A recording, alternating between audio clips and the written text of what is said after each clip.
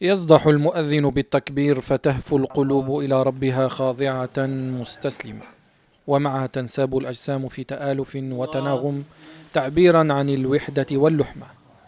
قد يكون لوقع كلمة الله أكبر في بلد المولد ليبيا أثر كبير، لكنه في بلد المهجر كندا يحمل نوعا من الخصوصية بحكم ما تحمله هذه الكلمة من مدلولات أخرى لدى المهاجر البعيد عن بلده والمشتاق إليه. الله أكبر كبيرا والحمد لله كثيرا وسبحان الله بكرة وأصيلا. سبحان الله.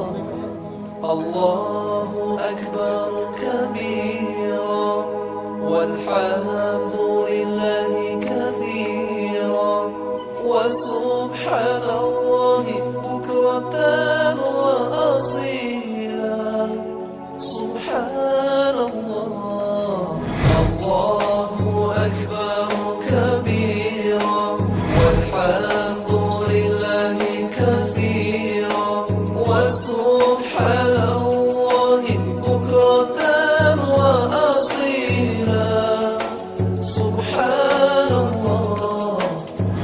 الله أكبر كبيرا والحمد لله كثيرا وسبحان الله بكرة وأصيلا. سبحان الله. اللهم صل على سيدنا محمد وعلى آل سيدنا محمد وعلى أصحاب سيدنا محمد وعلى أنصار سيدنا محمد وعلى أزواج سيدنا محمد وعلى ذرية سيدنا محمد وسلم تسليما كثيرا.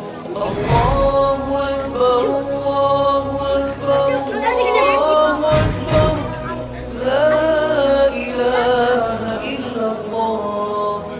الله أكبر الله أكبر الله أكبر ولله الحمد. الله أكبر كبيرا والحمد لله كثيرا وسبحان الله بكرة وأصيلا. سبحان الله. الله أكبر كبيرا والحمد لله كثيرا وسبحان الله بكرة وأصيلا. سبحان الله. اللهم لا تجعل لنا مريضا إلا شفيته ولا محروما إلا أطعمته ولا يتيما إلا كفرته. اللهم لا تجعل فينا عاصيا إلا هديته ولا شقيا إلا رضيته. اللهم اجعل وعيد وصل للأرحام يا كريم. الله أكبر الله أكبر الله أكبر. طبعا ولله الحمد من قبل ومن بعد. السلام عليكم لجميع الأخوة وبارك الله فيكم على هالمشاركة الطيبة. احنا الطلبة الليبيين في مدينة مونتريال عندنا كل سنة رمضانية يعني أو كل سنة في رمضان عندنا لقاءات خاصة نعمل فيها في كل يوم سبت بحكم أن الظروف لا تسمح في كل يوم لأن دراسة والطلبة عندهم التزامات معينة، لكن نعمل في يوم سبت خاص باللقاء الطلبة الليبيين لإثبات أن احنا العلاقات الليبية وأن احنا القبائل الليبية واحنا الاتصالات الليبية كلها عائلة واحدة، واللي يحدث ما يمثلش ولا حاجة من العائلات الليبية أو القبائل الليبية. احنا كنا خوت من الشرق إلى الغرب إلى الشمال إلى الجنوب، نلتموا مع بعضنا في رمضان الكريم بتحضيرات أخواتنا وزوجاتنا وأمهاتنا في البيوت ويجهزون وكل واحد بما يستطيع، واللمة للجميع وللجميع. وطبعا احنا هذه طبعا جاليه ليبيه، لكن بيجونا طبعا اصدقاء وناس ومسلمين من جميع انحاء العالم اللي موجودين في كونكورديا او في مدينه مونتريال للمشاركه في هالمناسبه الطيبه. يعني حسب ما فهمت ما كانش منظم، يعني هي مبادرة عفوية، الناس تحضر في البيت وتجيب الأكل باش الناس تلتقي. في البدايه كانت عفوائيه ما بين لعده اشخاص في سنوات سابقه، ولكن في السنه الفائته والسنه هذه فيه شيء من المبادرة أو شيء من اللجنة التنظيمية، بحيث أن نعطوا الاندفاعية لأن فيها أشياء محتاجة لشراء وتجهيز، وبعدين كل أسرة أو كل شخص بما يستطيع أن يشارك يستطيع على قدر المستطاع. يعني ما فيش إلمام أن واحد ياخذ نقولوا احنا يشارك بنسبة عالية وواحد بنسبة لا، كل على ما يستطيع، على ما استطعتك، وما عندك استطاعة على الرحب والسعة تتفضل معنا وتشاركنا من غير أي شيء. بارك في الجميع إن شاء الله. بارك الله فيكم. شكرا. بسم الله الرحمن الرحيم. السلام عليكم. اهلا وسهلا. انتم في بيتكم، انتم في بيتكم. رائعة، تعوض الأجواء البيت طبعا مستحيل تعوض أجواء البيت، لكن تصنع الأجواء الرمضانية اللي تعوض الأجواء الحميمية تاع الأهل في ليبيا.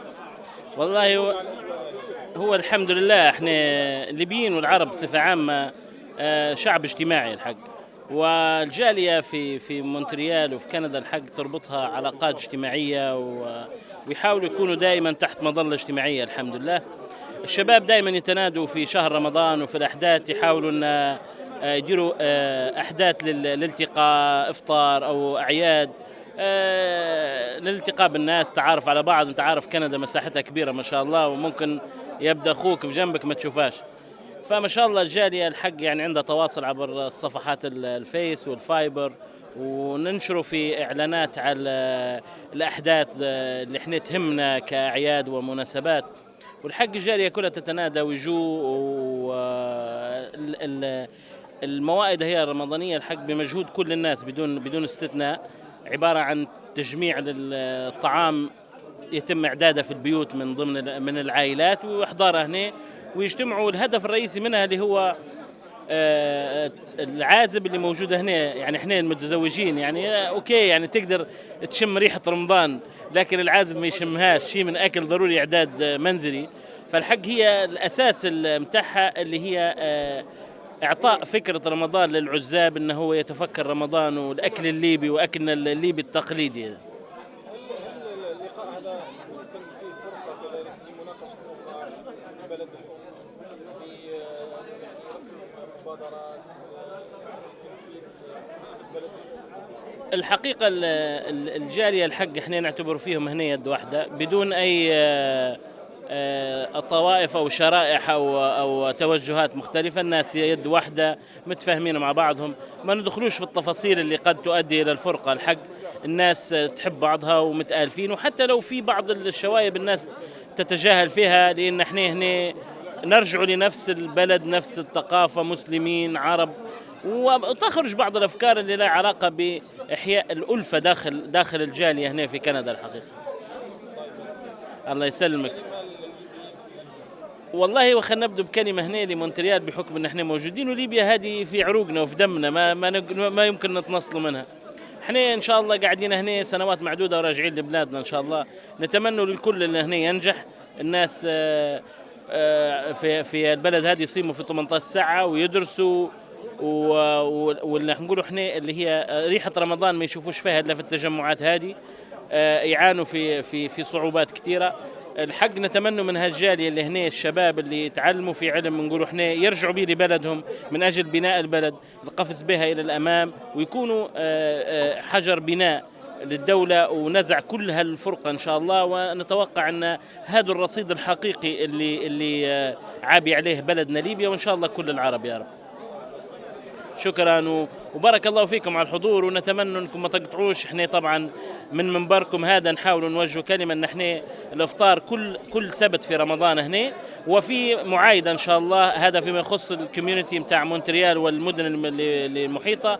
عندنا تجمع عيد الفطر ان شاء الله لكل الليبيين بدون استثناء، واللي يجيب حاجه باهي واللي ما يجيبش باهي، المهم الالتقاء.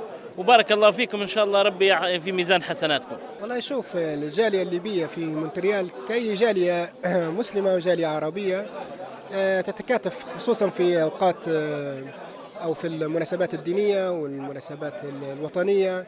ونحن مجتمع يعني كوميونتي تقدر تقول متكاتف ومتعاضد. نلتقي معظم الليبيين الموجودين هنا في مونتريال هم من الطلبة اللي جايين يدرسوا على حساب الدولة الليبية. في شهر رمضان يكون هناك حنين للعادات والتقاليد والأكل الليبي.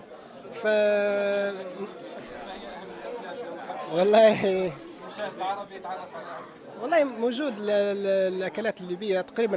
نحن نتشارك مع المغرب العربي زي الجزائر والمغرب وتونس مثلا، عندها خصوصية طبعا، لكن عندنا الأكلة زي ما قال الأخ في أكلات زي الكسكسي موجودة في الجزائر والمغرب وليبيا وتونس. في أكلات أيضا احنا نقول مشقشقات في البازين، أكلة ليبية معروفة. بس دائما في شهر رمضان في فتات أكل أمازيغي.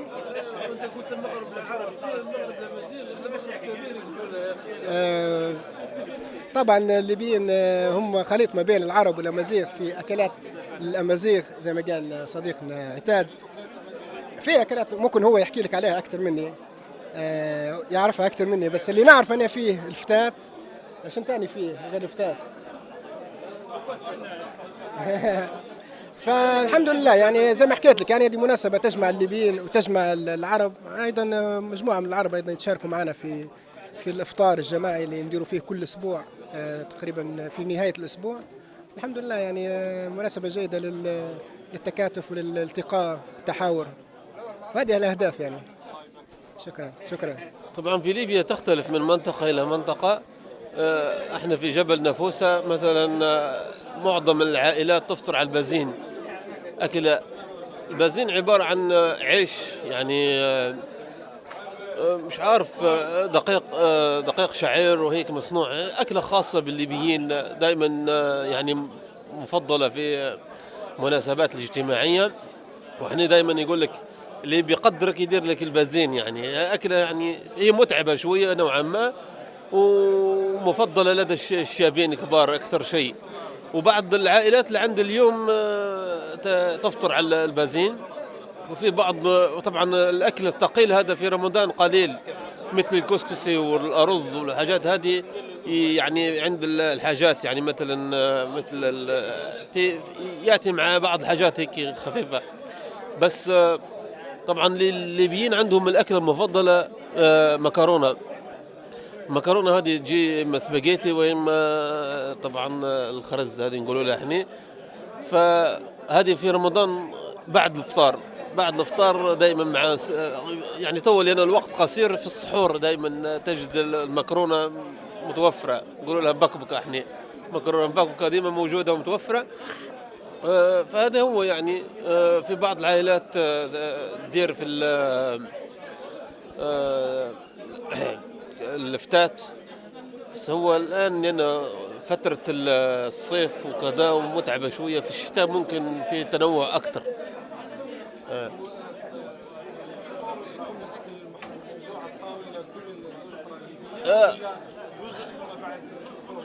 الأغلب احنا في منطقتنا يعني كلها مع بعضها. طبعا سفرة للشباب هيك مع في اللي يعني طبعا بعض الاستثناءات الوالد لما يكون يأكل بدون ملح وكذا، بس الشباب كلهم في سفرة واحدة وكل شيء يجي في وقت واحد يعني أغلب شيء.